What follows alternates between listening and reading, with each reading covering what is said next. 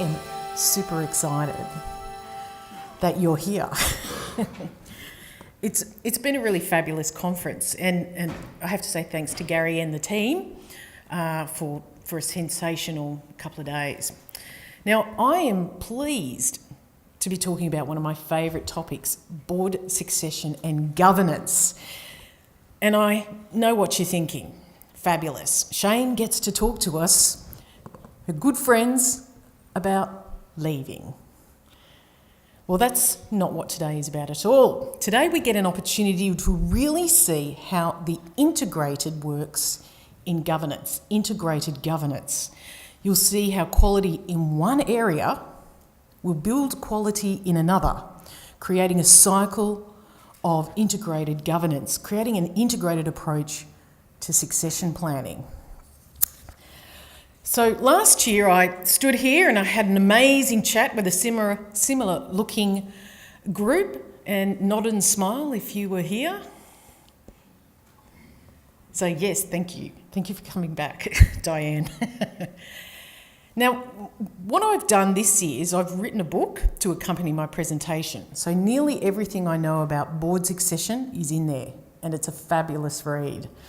The book is called Building and Renewing Strength on Club Boards. There it is. And you'll get the download as soon as Nick sends out the link. So for questions, I'm leaving a big chunk of time at the end of my presentation so we can answer those questions. If you think of a question, you can text me. I've got my phone up here right now with your name and your club, or just jot it down. My mobile number is also on the business cards and the brochures you've got that brochure in your goodie bag as well. So this year, it's all about you. The lecterns here don't have a place where you can put your notes. It's very interesting. So the first question we must ask is, what is the board for? If we're not switched on, if we are using the same thoughts and feelings from a decade ago or even the 20th century, then we might not know poor governance culture is happening right here and now. But we can clearly see the effects afterwards. And that can be sometimes a bit embarrassing and very costly. Some of you may have even felt the effects of poor governance. So let's ask that question again. What is the board for? Does anyone have a strategy? Policy. Leadership. Direction.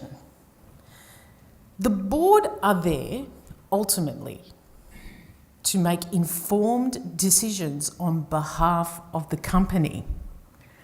The board are there to make informed decisions on behalf of the company, not the members, not themselves, not their friends or family, not their drinking buddies, for the company. Informed decisions can only be made by considering the matter from a number of perspectives. And the next question that follows on from this is, what am I on the board for? What am I on the board for? We're going to get to that answer because, as I said, it's all about you. You thought I was going to go on about how to replace you. Well, not quite. Well, we're going to replace you with a tremendous new you in 3 parts. So let's get into part 1 right now.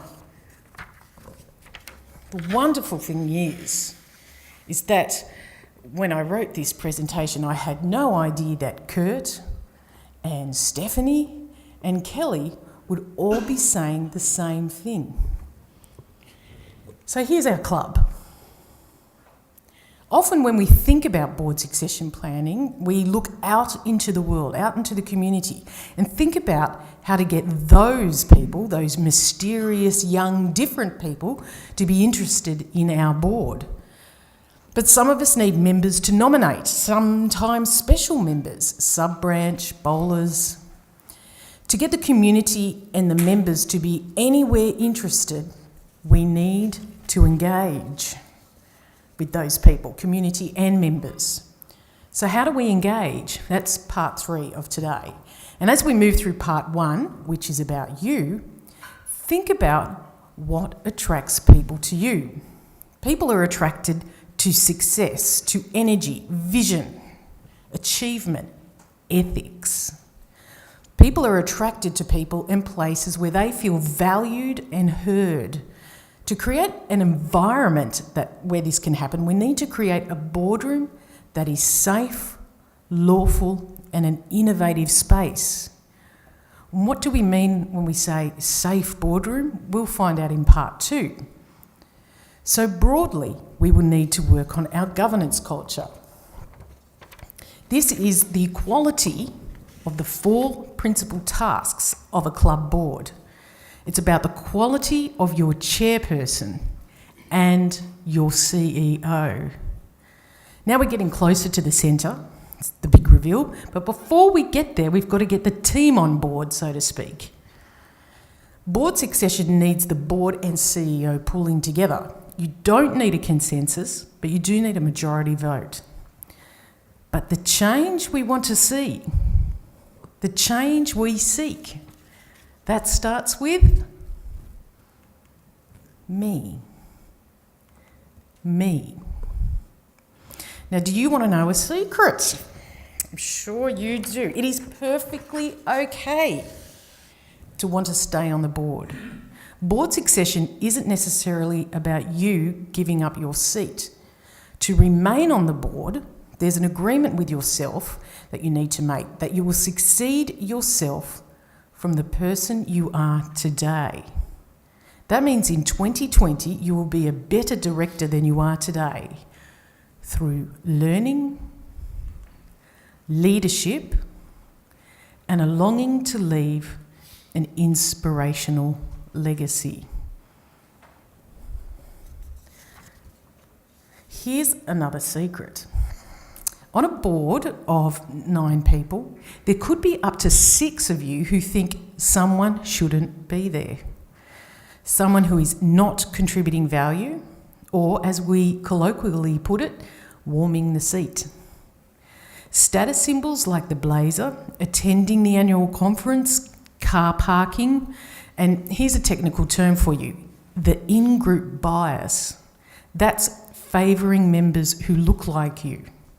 So the blaze are the benefits, and belonging to a group and wanting to make decisions in favour of that group becomes a risky liability for a club that needs to take calculated risks. So let's talk about me, but by which I mean you. How will you learn to become the director that your club needs? Why will you alter your leadership? What will be your legacy when it is time to leave? Okay, what board succession is not. Board succession is not about scaring or threatening your fellow directors. I have seen and experienced board succession planning being used to try and force people to leave, and it does not create a good result. In fact, it creates a whole other set of problems. The best motive for board succession is bringing together a group of competent individuals who can make informed decisions in the best interest of the company. I'll say it again. The best motive for board succession is bringing together a group of competent individuals who can make informed decisions in the best interest of the company. So that is your objective. If one of your unspoken agendas is to remove an underperforming or disruptive director from the board, then there is another way. Let me tell you a story. The north wind boasted of great strength. The sun argued that there was great power in gentleness. "We shall have a contest," said the sun. Far below, a man travelled a winding road. He was wearing a warm winter coat. As a test of strength, said the sun, let us see which of us can take the coat off that man. It will be quite simple for me to force him to remove his coat, bragged the wind. The wind blew so hard, the birds clung to the trees. The world was filled with dust and leaves. But the harder the wind blew down the road, the tighter the shivering man clung to his coat. Then the sun came out from behind a cloud. Sun warmed the air and the frosty ground. The man on the road unbuttoned his coat. The sun grew slowly brighter and brighter. Soon the man felt so hot, he took off his coat and sat down in a shady spot. How did you do that? Said the wind. It was easy, said the sun. Through gentleness, I got my way. Aesop's fable tells us if we want to inspire change in others, we must first check ourselves. We must be the change you wish to see in the world. In this case, the world is your boardroom. Now, there are technical ways we can do this. Help you learn what you need to know and alter your leadership style to get better results. One way is looking at competencies. You've probably heard about that before. A competency is a skill plus a behaviour plus knowledge. We all think we're great, but there are levels of greatness, and this is what a competency matrix helps us see. Now let's take, for example, building things from wood. When we start out learning how to build stuff from wood, we're aware, we're novice, the focus is on learning. We become intermediate. We're able to successfully complete tasks. We might need help from an expert, a teacher, but you can usually build something independently. Then you step up and you're capable of coaching others. You can participate in senior level discussions and you're able to write and develop reference materials until you become an expert. A known expert can provide guidance, troubleshoot, and answer difficult questions. Demonstrate consistent excellence. Here's Jeff from Lismore with his latest work, some kind of cabinet. I don't even know how to say that. Now, if I don't continue to practice my skills and keep learning from a good teacher, what do you think will happen to my competencies? Let's take a board competency like strategic planning.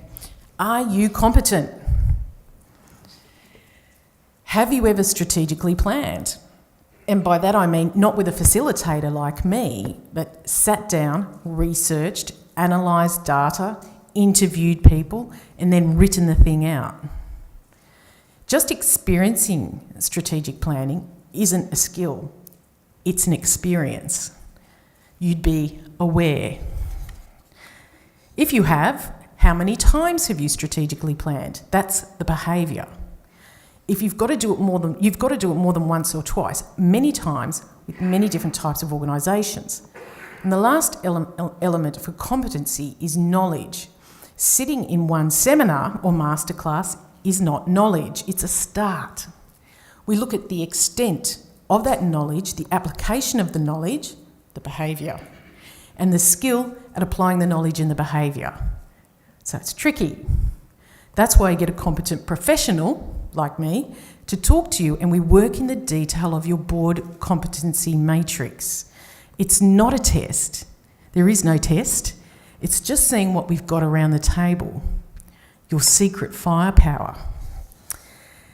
And it's perfectly okay to be aware, but let's put that on the spreadsheet so we can see what the mix of strategic planning competencies we have around the board table, or policy writing, or financial literacy, or all those skills, or those competencies.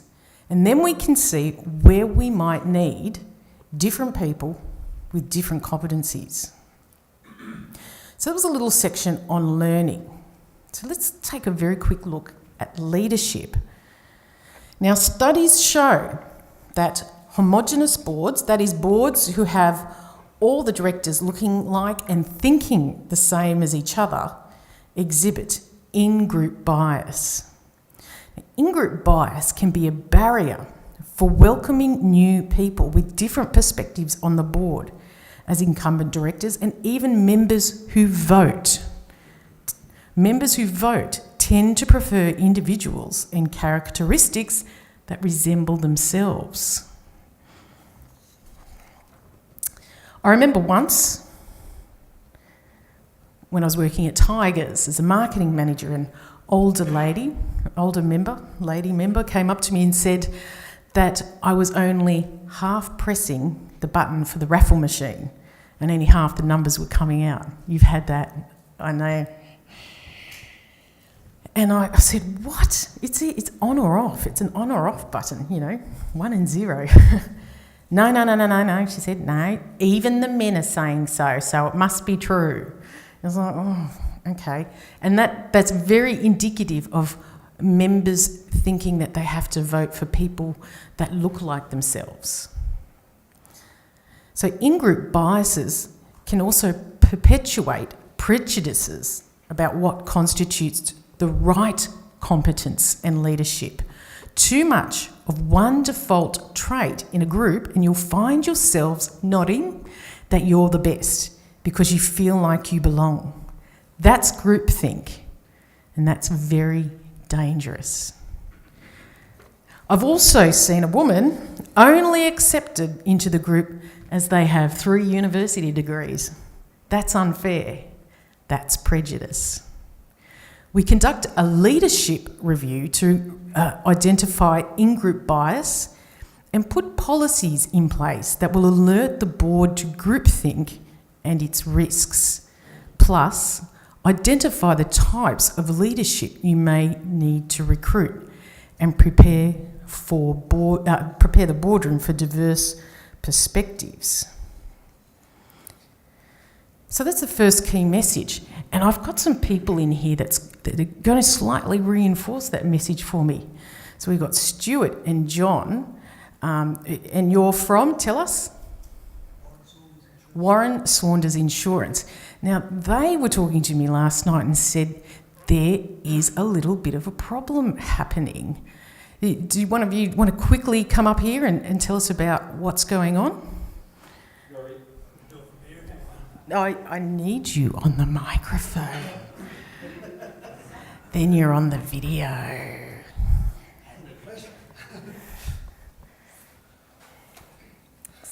Hi everybody, John Fallon from Warren Saunders Insurance Brokers. I was just talking to Shane last night about some things we're seeing in the insurance industry at the moment, and it revolves around fidelity issues. So clubs, normally the GMs or CEOs, embezzling funds from the club, and we're just saying how that was impacting on boards, and boards really need to be aware of what's going on with the operational side of things.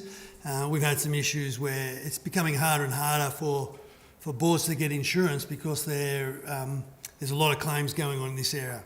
So recently we had a 7-figure theft, and the sum insured for that fidelity issue was set by the man who was perpetrating the crime. So it was only half insured in the end. So it cost the club $500,000 out of their pocket. So it's just something you should be aware of. It's quite prevalent, so thank you, pass John. that on. So what John is saying there is that because of poor competencies on the board, financial literacy, checks and balances, there's a real issue around losing money out of the club, but also you yourselves being insured. So this is why we look at the competency matrix. To really, so we know exactly where we need skills, we need competencies, the level of competency that we need, so you are protected and you are protecting your company. Remember, you make informed decisions in the best interest of your company, of your club. and that is one of the director's duties. So first, review your intentions on outcomes for board succession and ensuring you are the change you seek. Now, we've heard Kurt say that, we've heard Kelly say that, we've heard Stephanie say that. Michelle, come up here. Now, I don't know if you know Michelle Pascoe from Oops. I've known Michelle since my Tigers day when I was marketing manager. So listen, you do leadership too, don't you? I certainly do. Yes. Look, tell me about what's visible leadership. So visible leadership, I've been working with the club industry now since 1999, predominantly with the duty managers and the CEOs, etc., and a number of board members. To me, visible leadership is actually doing what you say you are doing. You know, when you make decisions in the boardroom, you make that decision that you are going to enforce that policy. What is disappointing is when the staff, as well as the members and visitors, hear board members, contrary, of saying, no, I didn't agree with that policy, I should have said that, I don't believe in this, and then it starts as like little, toddlers in a sandpit where they're not agreeing. You've had that opportunity.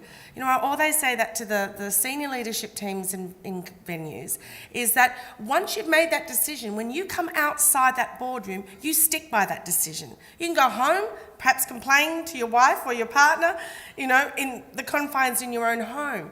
But too often we see it out there on the floor, and once the staff hear that, it becomes disappointing to them. But you're also ambassadors for the venues. And as we've heard, we've had some issues now with the RSL. People just put us into one context. You need to be out there, out on the streets, promoting what you do for the community, particularly when you're wearing your badge and people can see that your club is a major part of the community, not just a place for people to gamble. Thank you so much. So there's lots of people on message. So you acknowledge that board succession planning does more than seek something different outside yourselves. It creates confidence in others to follow your example. So by your example in living the standards you seek, the argument for board succession planning lends a feeling of plausibility. It establishes your attitude to the board as a considerate one of wanting the board to strive for high standards. Now, part 2 of this presentation is about the moment of truth. The moment of truth is in the boardroom at the board meeting. And this meeting represents the impact of the quality of your governance culture and governance tools. If any of you are a tradesperson, you'll know what happens when you use cheap tools or old tools that are past their use-by date, or the wrong tool for the job, or a poor tradesperson for that matter. We don't end up with a good result.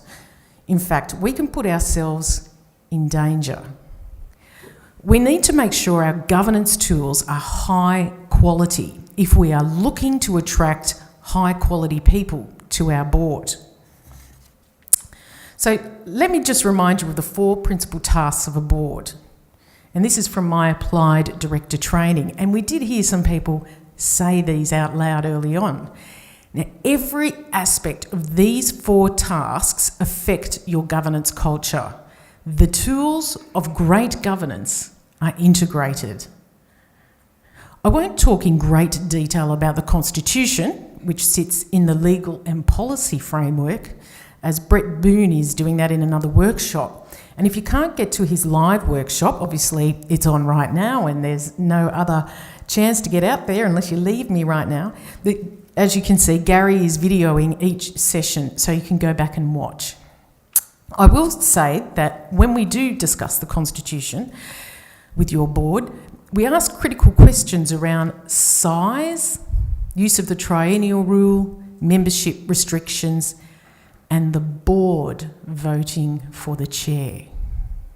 So there are example questions in the book that Nick is emailing out. Now, the moment of truth is bound in the quality of all the sub-components of your 4 principal tasks. So the integration of the agenda with the quality of your management reporting, the quality of your board policy as relating to the quality of your boardroom discussion, the quality of your leadership in the boardroom related to the quality of behaviour outside the boardroom. Everything is integrated. To ensure a successful succession plan, your boardroom operations and culture may need to undergo a transformation. Now, I discuss this a lot in my blog, on my website, and there are the 5 things I find are the biggest barriers, and I did add a 6th yesterday, so there's 6. The biggest barriers in quality boardroom operations are breaches in the Directors' Code of Conduct, an outdated board meeting agenda, refusing to abide by the conflict of interest law, ignoring confidentiality, and a poorly led CEO dispute resolution. And the last one, which isn't on there, can anyone guess what it might be? I'll tell you. Financial literacy. So, the big 5, 6 common barriers, whether caused through a lack of director education or ego, are the result of poor director ethics and behaviour. A poor culture of prioritisation in the board meeting. For example, the strategic review gets 10 minutes, where correspondence gets 40. Conflict of interest, self-advantage. Conflict of interest is all about the perception of conducting affairs to your self-advantage. And whilst directors have to state they have a conflict of interest, we've all seen instances where directors don't state a conflict of interest. Now, I haven't got it, it won't hurt my judgment, but usually the director is the last person that can actually make a objective decision about the conflict. So you need to call it out. Mate, you're conflicted, you need to declare. So remember, who do you make decisions for? Thank you. Leaking club secrets. The information around the board table does not belong to directors. It belongs to the club. When directors toddle off to the bar, as Michelle said, after the meeting to inform their friends about what just happened, it's called stealing. Remember, who do you make decisions for? The company. Who owns the information? The company, the club. And getting into a dispute with your CEO. If you have recruited well in the first place, conducted regular independent evaluations and supported the CEO with a robust strategy, then this can be avoided. As Jack Welch said, no one should be surprised when they get the sack. I've put in a decent size section on CEO recruitment in the book. And this is one of my super talents. I've got 100% success rate in getting the right CEO. Don't just copy and paste the latest ad on Seek. Call me. Now, financial literacy, and I don't have a slide for it, if you don't know your asset from your income, you don't know the difference between gross profit and net profit, or you're not sure the difference between EBIT percent and operational profitability percent, that's okay, because I've written a book for you. Improve your financial reporting to the board. Over the years, I've often had directors and CEOs say, I don't know what to put in my monthly financial report, so I put everything. And that's too much. You don't need to know all that. So I did a ton of research to write this little tiny book, and it's got a template in it, suggested template, and it also shows you a better way to design strategic planning. And I'm hoping you will all pick up the phone and use me to do strategic planning, because this is amazing. So now, the reason I wrote this as well is because I struggled with financial literacy too. Every time I analyse an annual report or a bunch of numbers, I have to get my book out and remind myself what the formula is. So at home I've got this big long list of all the formulas that I ever want to know, and I've put them in a spreadsheet and all that kind of stuff. It's always there. This stuff doesn't stay sticky in my head. For some people it does. And the difference between I've seen on annual reports, the CEO say, well, we've got 17% EBITDA, not EBITDA this year. And I say, great. What was your operating profitability percent? What? Huh? EBITDA that's all you need to know. No, you need more than 2 ratios. You need a pattern of ratios to work out how you're actually performing. Operational profitability is one of my favourite ratios, and everyone said it was a little bit weird yesterday for having a favourite ratio, but the operational profitability, which is net operating cash over total revenue, will tell you exactly how your business is performing. And you want that at 20%. You want it at 20%. You want to aim for 20%. I have some clubs that I work with that are at 27, 28.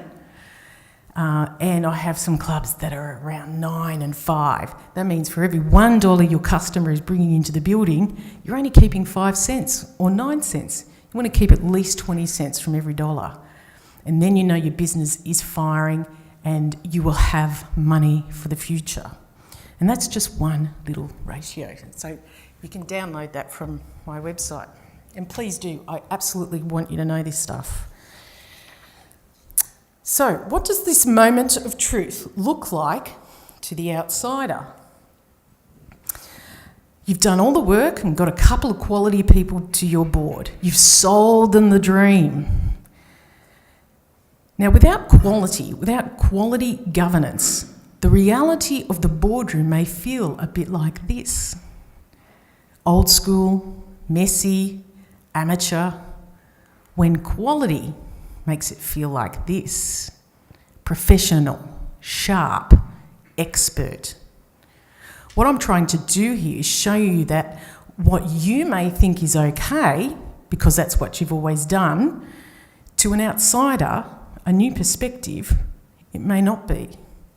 I've been in boardrooms that are filthy, untidy, there's crap everywhere, it hasn't been vacuumed, the chairs are tattered and old. How can you make professional decisions in an environment like that?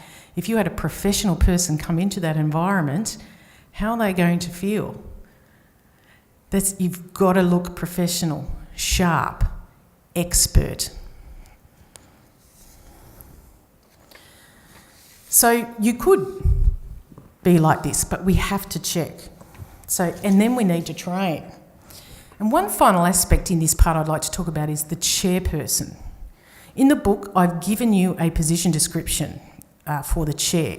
It will give you a very good idea as to what the chair should be aspiring to achieve.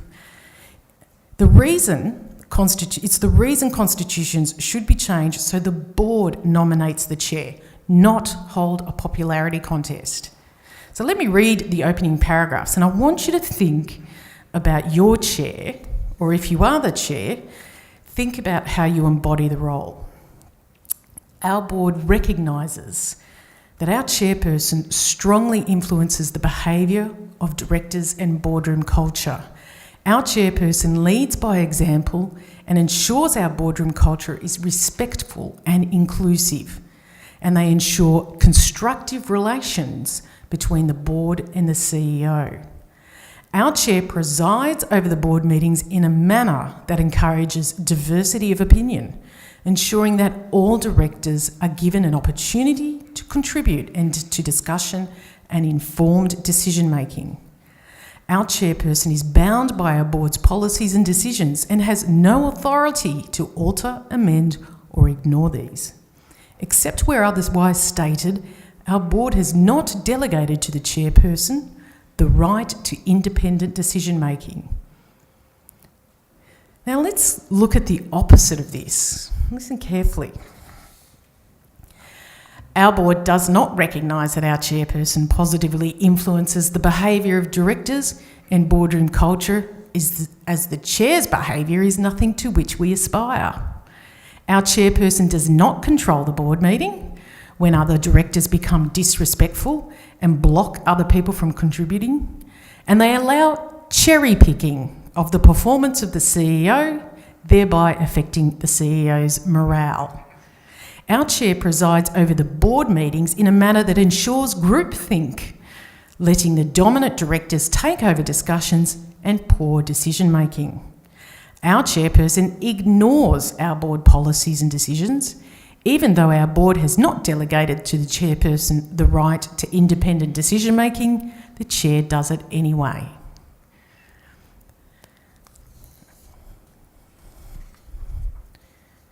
So you might not have a chair like that, but some clubs do, and you know who they are, don't you? So that's the second key message. Our moment of truth in the board meeting becomes a new standard of truth. A new standard of truth will go a long way to ensure your boardroom is a safe, lawful, and innovative space. New board members won't engage to their full ability or stay for long if they are made to feel they don't belong or other directors behave unethically. So to emphasise the theory behind the moment of truth, constitutional update, we hold a discussion with your board and you have a discussion with your solicitor. We evaluate boardroom operations, so we review the quality of your governance tools. So we have a look at your board pack and your in-bias risks. And we review the qualities of the chair. The person who leads your club will make or break your club, and it doesn't get any higher than the chair. Be prepared to alter some of your boardroom habits. Be prepared for pushback from directors who balk at change. You may even get pushback from CEOs who have grown comfortable with the current arrangements. Now we move into part 3, board recruitment in action.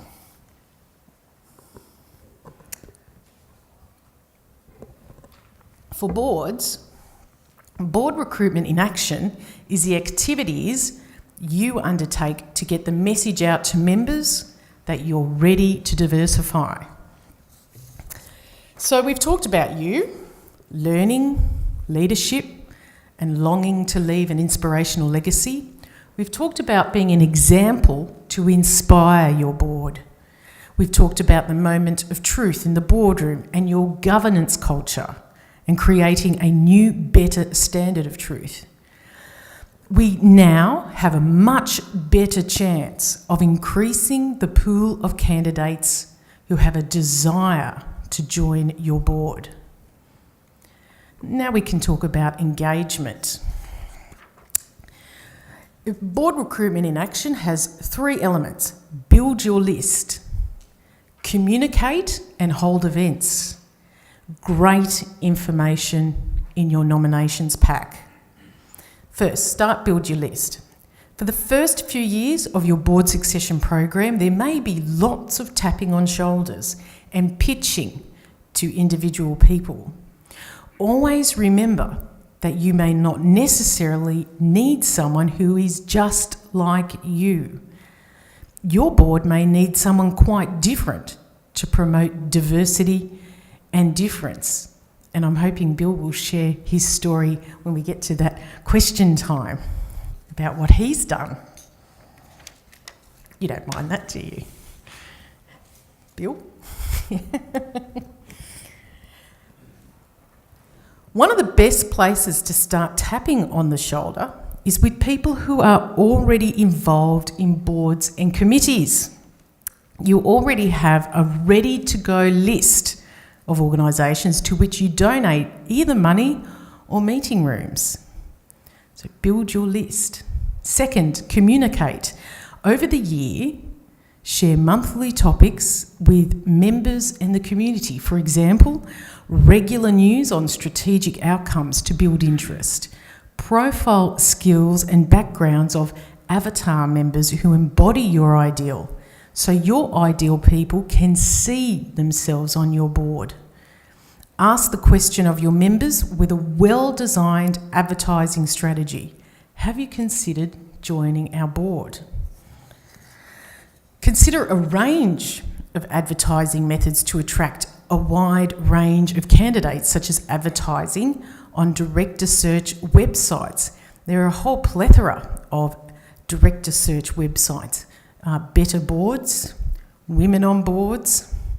The AICD has an arrangement with Clubs New South Wales. There are quite a few of them. Work with your marketing manager or agent to create a compelling in-house marketing collateral and a digital campaign. And hold events. We're good at doing events. We're in that business. Open the doors to the community representatives, members and other local people to receive free professional governance training. And this is exactly what Kelly was talking about. Reach out with a letter inviting your community to learn valuable information that will enhance their career. There are a lot of not-for-profit organisations and they're always busting for governance training, always. Especially if it's free, care of the club. Now, it's important to note that the free governance session needs to be real training, not a sales pitch for your organisation. It's worth engaging someone like me to do a high-impact 3-hour session that leaves participants with useful knowledge. After the educational event, prepare a list of candidates and continue to build the relationship. Look for qualifications and knowledge, communication skills, and diversity in gender and age to reflect your strategic requirements. Meet with the ideal candidates and begin an exciting, mutually beneficial conversation. Hold a networking event where directors and CEOs can move around the room and get to know people.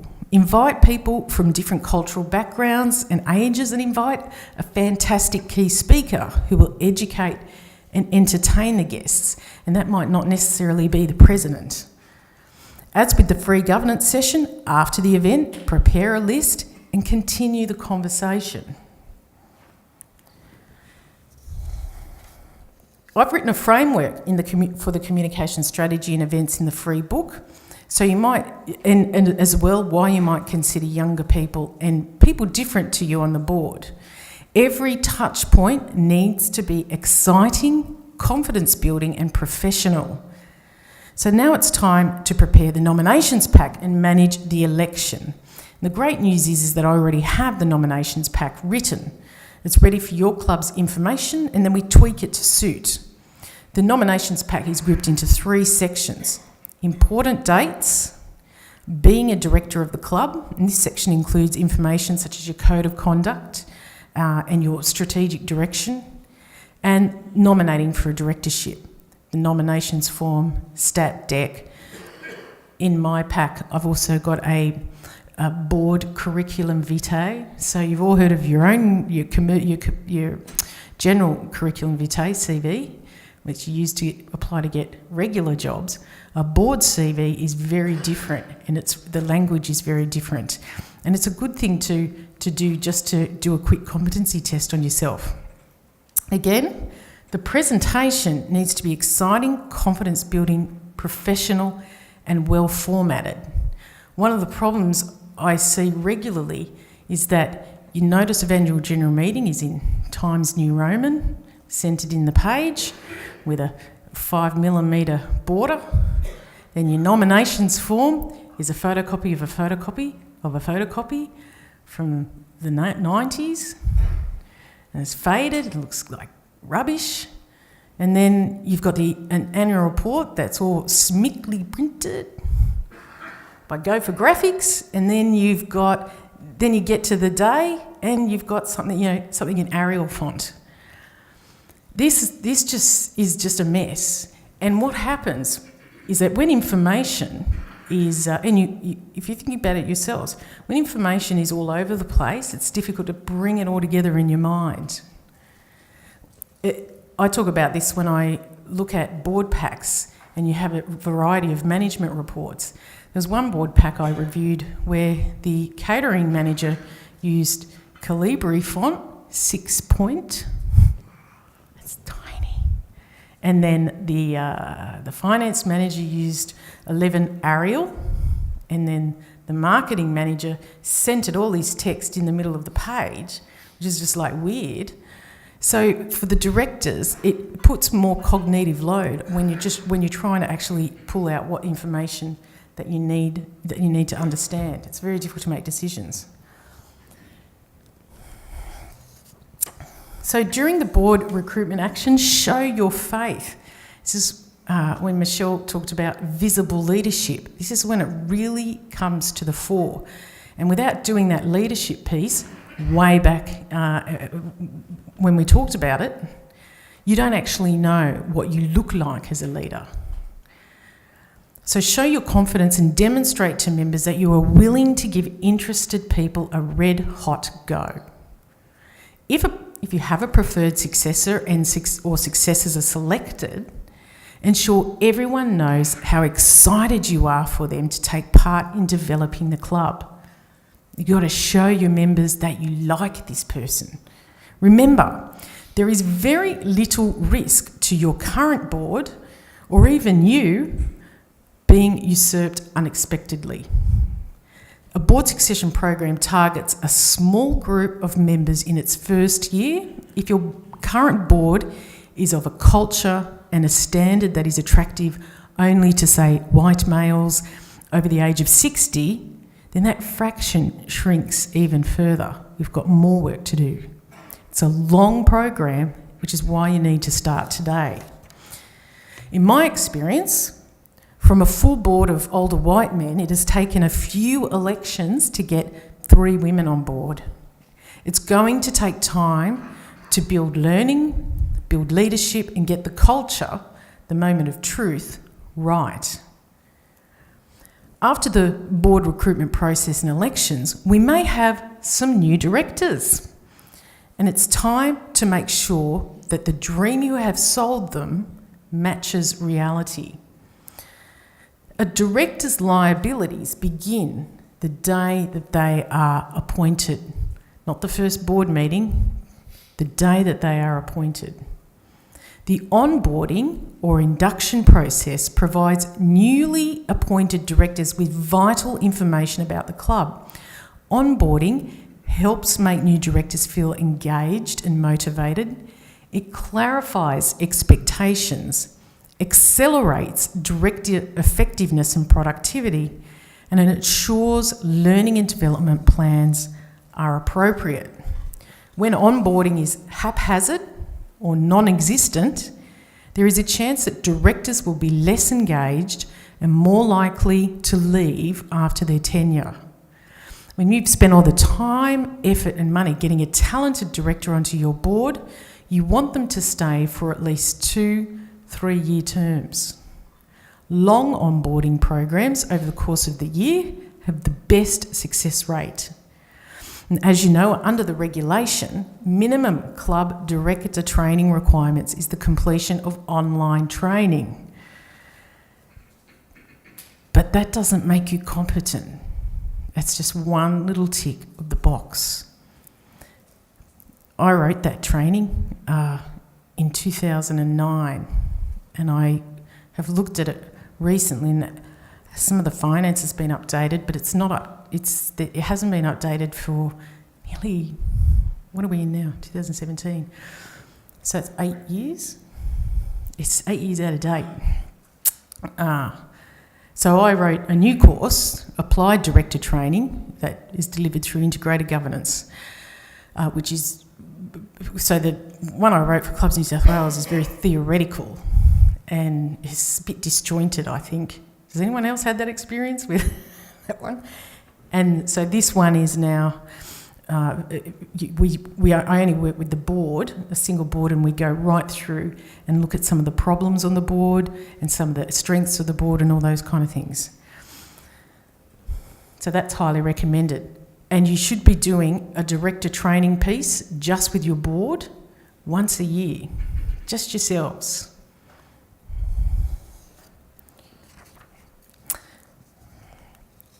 Okay, so the theory of governance and finance, I just told you all that. So let's wrap that up into a 12-month fitness program. This is Gary's 20 Fit for 2020.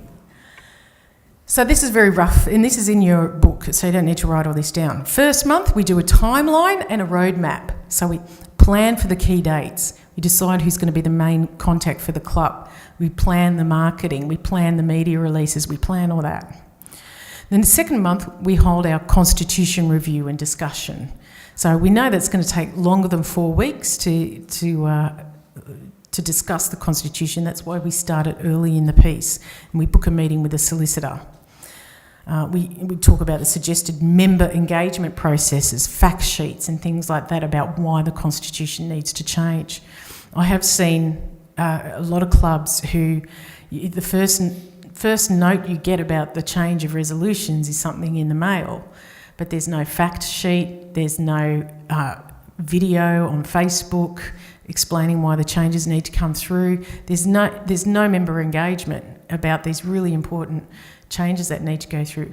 And the videos are also good for even your older folks, when you've got to get the 75% from the sub-branch, because it's on the telly, and if it's on the TV, it must be true.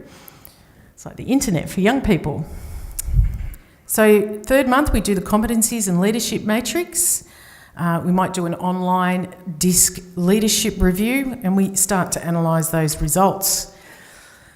The fourth month, really simple, book a professional returning officer. So Nick down in the corner over there, he's a returning officer. And most people have their AGMs, etc., very similar times, so you want to book that pretty early on in the piece. I have just recently had an experience where a club called us in at the last minute, the dying embers of the day, to count the votes. And they hadn't listened to my advice around the member engagement. They hadn't listened to my advice around holding a professional election. And they just kind of wanted to cut costs and cut some, and anyway, they ended up with a nomination from someone they absolutely did not want.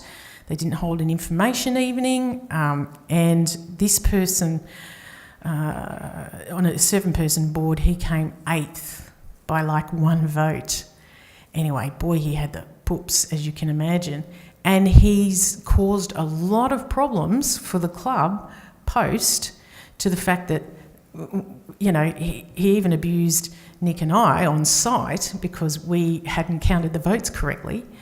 And they ended up having to expel him, and that cost them a lot of money to just do that instead of just running their election professionally. And I'm sure you've had a few horror stories like that in your own experience. Strategic planning. I'll just quickly show you the way that I do strategic planning. And I've written about this in my Improve Your Board Financial Reporting book. So a lot of the time with our strategic planning, we start with our whiteboard and we write some ideas up. We do a bit of a SWOT and go, well, what are we going to do? That's strategic planning upside down.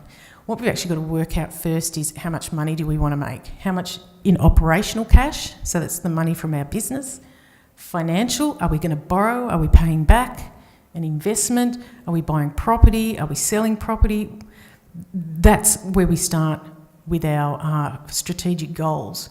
And from there I break it down into those 4 elements: leadership and governance, that's your board training, that's your staff training; operational profitability, community and communication, that's marketing, technology and facilities and investment.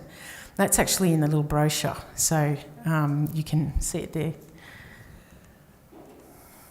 We go on to hold our governance events, do our boardroom culture check. This is often the hardest discussion to have. This is around all those little, every board I go to has this funny little ritual somewhere along the line. It's always different, whether it's we have to sell the raffle tickets because they see that as a really important way to engage with one group of members, the voting members usually, and to having, I have one club who every Friday and Saturday night they had a director on duty with his wife. It was all male board, where they enjoyed a lovely meal care of the club, but they sat there and wrote down all the things that were going wrong with the staff. Not great for morale. But these funny little things that doing so much damage to the club culture, the rest of the culture. And the other one is, oh my God, general business. General business is not an opportunity for every director. You don't go around the table. That's not what general business is for, where every director gets a chance to say, oh, the peas were cold and the beer's warm, and where, the CEO's doing something unusual. Again, that's not what general business is for, and you have to stop it. The general business is for matters of strategic importance that you need to discuss. It's not for operational matters. And I tell you what, how many clubs have we got in the state? About 1,100. And there's 1,100 CEOs, general managers, etc., that absolutely hate general business because directors use that as an opportunity to cherry pick their performance. It's not good. No one else does that in any industry. Board committee review. So you can see how boardroom culture check, that's going to be a really difficult discussion, because even just some of those things that I brought up, I can see everyone going, hang on, we do that. Board committee review, my record is 14. I had a board that had 14 committees. That's not good. Have your governance networking night. Review your board position descriptions. Who's got a written out board position description? 2 more than yesterday. Yesterday we had no one. Each committee has a terms of reference. Thank you, terms of reference. Yes, so that's when we do our board committee review. We make sure every committee has a terms of reference and a beginning and an end date. Because some of the committees that still exist, why are they there for? You might not need that committee anymore. And if you have 14 committees, it really disempowers a CEO. Why have you got a CEO if you're going to run the organisation via committee? Have you put out your nominations pack and your elections management? Hold your elections, and then afterwards induct, inform. So you inform your membership. Shoalhaven Ex-Services is very pleased to announce we have yada yada yada after an extensive period. We really thank all those people who have nominated, and we are looking forward to working together on our blah, blah, blah, blah, blah, blah. So again, you're visibly showing leadership and endorsing the people on your board. And review. So we go back over the entire program and you go, well, what worked? What didn't? What do we need to do differently? And let's do it again, because the first year you might get 3 new interested people, and the second year you might get 5, and then the next year you'll get more until it becomes a desirable thing to be on that board. What's my next slide? Oh, sorry, getting it.